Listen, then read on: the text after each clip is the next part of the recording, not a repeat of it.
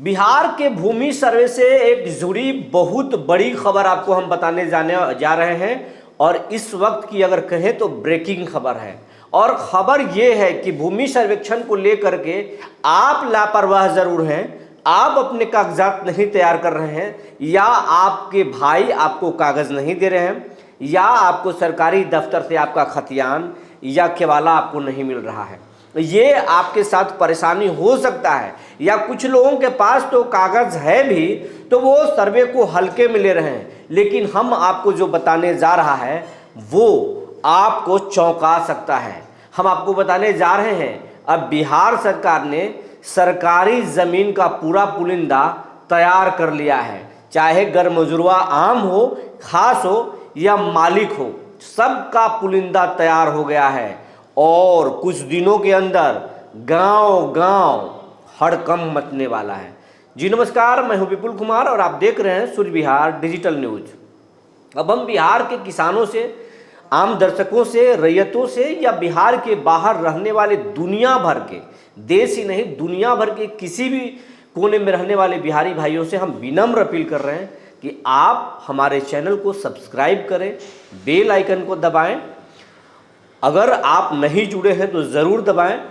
और इसमें कोई पैसा नहीं लगता है, कोई शुल्क नहीं लगता है, कोई मेहनत भी नहीं लगता है, लेकिन आपके एक छोटे से सहयोग से इस चैनल को बड़ा होने में मदद मिलेगा। और अब तक अगर ये चैनल शून्य से शिखर तक की ओर अगर बढ़ रहा है तो उसमें कहीं ना कहीं आपका ही सहयोग है।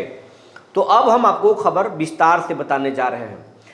भूमि सर्वे में जो कन्फ्यूजन पैदा हुआ सरकार के स्तर पर, जो दिलीप जायसवाल या फिर डिप्टी सीएम सम्राट चौधरी ने कह दिया कि हम कुछ दिनों तक भूमि सर्वे को टालने जा रहे हैं और जब तक कि किसान के पास कागजात तैयार नहीं होगा, किसान जब तक पूरे खतियान को या कागजात को, केवाला को ढूंढ नहीं लेंगे, तब तक हम भूमि सर्वे को नहीं करेंगे। ज़रूरत पड़ी तो आगे भी इसको बढ़ाएंगे।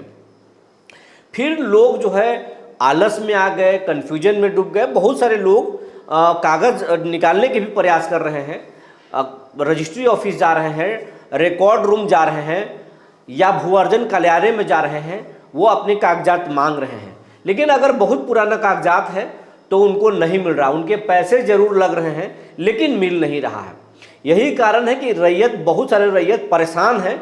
लेकिन ऐसे बहुत रैयत हैं जो इस पूरे सर्वे को हल्के में ले रहे हैं और उनका सीधा कहना है कि ज़मीन हमारा है, पुश्तों से हम जोत रहे हैं, तो सरकार छीन कैसे लेगी। तो अब आपको बताने जा रहे हैं, अगर ऐसा सोच रहे हैं आप तो ये आपकी गलतफहमी है। बाद में आप रोएंगे और रोने के सिवा आपके पास कोई चारा नहीं बचने वाला है, क्योंकि आपने अपना ज़मीन का कागजात नहीं तैयार किया है, लेकिन सरकार पूरे बिहार के सरकारी ज़मीनों का कागजात, पुलिंदा तैयार कर लिया है। मैंने खुद अपने आंखों से 2 जिले का पुलिंदा को देखा है। कल ही हम देखे हैं बिहार के औरंगाबाद जिले के जो कागजात का, सरकारी कागजात का जो पुलिंदा है, मैंने खुद अपनी आंखों से देखा है। उसके साथ साथ अगर हम नवादा जिले की बात करें तो नवादा जिला के भी कागजात हमने अपनी आंखों से देख लिया है।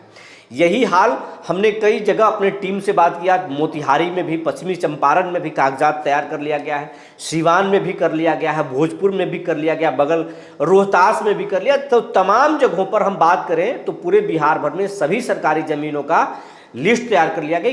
कौन से जिले में, किस प्रखंड में, कौन कौन से मौजा में कितना ज़मीन गरमजुरवा आम है और गरमजुरवा खास है, गरमजुरवा मालिक है या केसरे हिंद ज़मीन है, सभी तरह के ज़मीनों का खाता और प्लॉट और उसका रकबा का लिस्ट तैयार कर लिया गया है।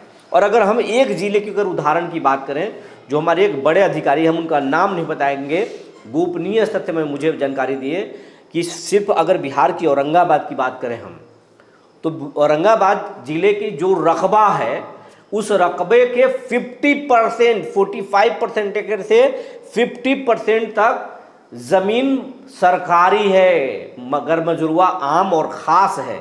गरमजुरवा आम वो ज़मीन होता है जो सरकारी है, सड़क किनारे का चाट है, या फिर वो सरकारी था, चाट था, कुआं था, या फिर वो कब्रिस्तान था, या वो किसी भी तरीके से नदी के किनारे का था, वो मैंने गैरमजुरवा था, वो उस पर किसी भी तरीके का किसी का कब्जा नहीं था, न मालिक का कब्जा था और ना किसी रैयत का कब्जा था, वो आम था। तो इसीलिए गैरमजुरवा आम उसको बोलते हैं, वो एक प्योर सरकारी ज़मीन होता है। गैरमजुरवा जो खास होता है उसमें मालिक भी शामिल होता है। खास वो होता है जो मालिक के अधीन था, मालिक किसी को दे करके और उससे खेती करवा रहे हैं, तो वो गैरमजुरवा खास है सरकारी लेकिन वो खास है।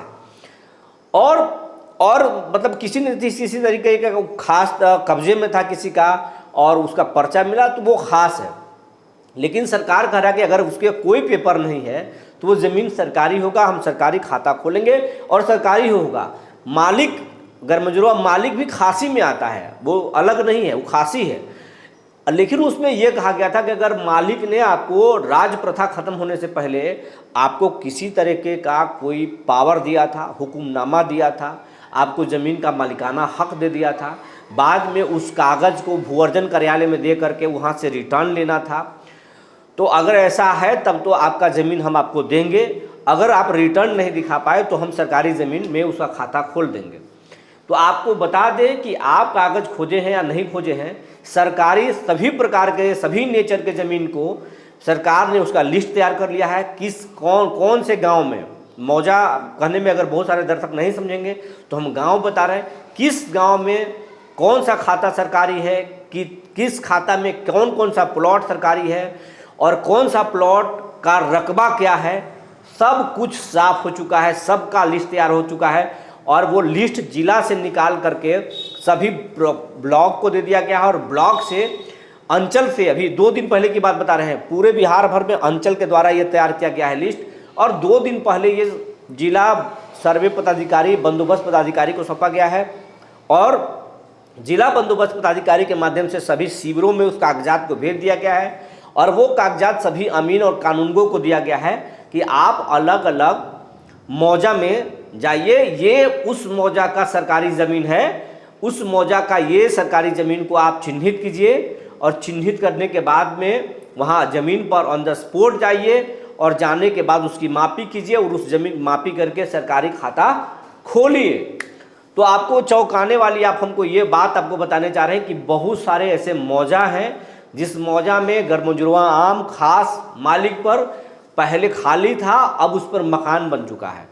तो अब मकान भी सरकारी होगा, अब उसको सरकारी खाता खोल दिया जाए, तुरंत आपको तोड़ा जाए या नहीं तोड़ा जाए, लेकिन जब सरकारी ही हो जाएगा, सरकारी खाता ही खोल जाएगा और आपको अवैध दखलकार घोषित कर दिया जाएगा, तो उस मकान का आपके पास से मालिकाना हक समाप्त हो जाए। मकान टूटे या ना टूटे, वो ज़मीन सरकारी हो जाएगा, उस ज़मीन पर आपको किसी प्रकार का कोई हक नहीं बनता है। सरकार जब चाहेगी तब आपको हटा सकती है उस मकान से।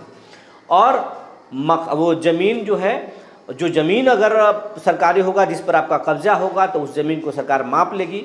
अभी तत्काल तौर पर आपको नहीं छोड़ना होगा, लेकिन जो प्लानिंग चल रहा है कि सरकार सबसे पहले सर्वे कराएगी और सर्वे के बाद चकबंदी लागू किया जाएगा और चकबंदी के माध्यम से सभी रैयत का ज़मीन एक जगह कर दिया जाएगा और सरकारी ज़मीन को छांट करके अलग कर दिया जाएगा, जिसके बाद उद्योग धंधों के लिए, स्टार्टअप के लिए ज़मीन सरकारी स्तर पर मुहैया कराया जाएगा। भूमिहीनों को आवास योजना के लिए 3-3 डिसमिल ज़मीन सरकार दे सकती है, जो अब तक नहीं दे पाती थी। सरकार पैसा देती थी लेकिन ज़मीन के अभाव में वो आवास नहीं बना पाते थे, तो वो भी दे सकती है सरकार। दूसरी तरफ सरकारी कई गाँवों में स्कूल नहीं खुलता था, उस गांव में 100 एकड़ ज़मीन ज़रूर है सरकारी, लेकिन आपको 10 डिसमिल ज़मीन स्कूल बनाने के लिए नहीं मिलता था। ये कई गांवों की शिकायत है। पंचायत सरकार भवन जब बनाने के लिए ज़मीन नहीं मिलता था, अस्पताल बनाने के लिए, आंगनबाड़ी बनाने के लिए ज़मीन नहीं मिलता था। तो अब उस समस्या खत्म हो जाएगा। बच्चों के लिए खेल ग्राउंड मैदान भी बनेगा, सरकारी दफ्तर भी बनेंगे और उद्योग धंधों के लिए सरकार ज़मीन भी मुहैया कराएगी। सरकार सबसे पहले अपना ज़मीन कब्जा करने जा रही है। आप अपने ज़मीन को लेकर सतर्क हैं या ना सतर्क हैं? नीतीश सरकार अपने सरकारी ज़मीनों के लिए सतर्क है और वो आपको महीने दिन के अंदर या महीने दिन के बाद, मतलब दिसंबर तक आपके गाँव में सरकारी ज़मीन की मापी शुरू हो जाएगी। जो जानकारी निकल कर आया था हमने आपको दे दिया। तब तक के लिए धन्यवाद।